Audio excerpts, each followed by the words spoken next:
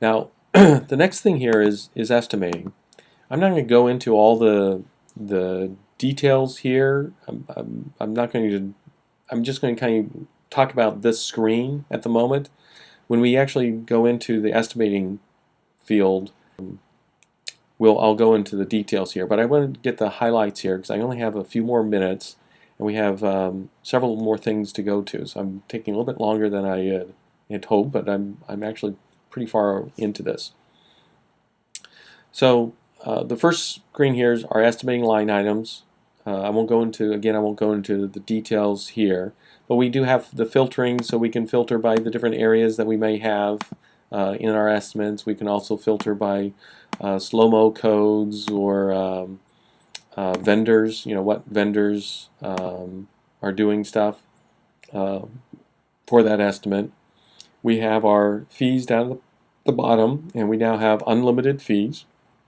And our fees are much more robust, I guess I want to say, than they were in the past of being able to charge on specific slow-mo codes for it, and whether it's just going to be on the budget side or even budget and cost side. So a fee can actually go both sides of the money type thing.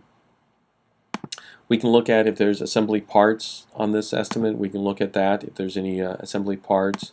Here's our notes section. So we have a text field here, which we can bring in our predefined text for our cover letter for our estimate. If we had, here's our scope description. If you remember that was in the general area.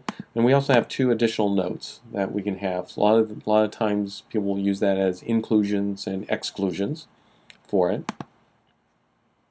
We have our template, and here we can filter the template types and categories so that this becomes a little bit more filtered of what we can select. And again, this is used when used with the templates that you set up in the project details area. We also have the ability to save versions of an estimate. So we have a view here, and we can say, okay, well, here's that version. We can actually compare versions. So let's say this is my first version, this is my second version, and we can look at per line item the differences that we've had both on our fees, our subtotals, and our bottom line. So this is a nice little screen that you can scroll through. We're trying to get it so that when you scroll through one side, they all scroll through. That's a little bit more difficult to do, but we're working on it. And then just some miscellaneous items about estimating is estimate days to complete the project. If there's a gasoline allowance on this project, or the type of estimate, is there trash removal or rekeying needed, lockbox again in the combination. Here's notes from the client, and then some structural.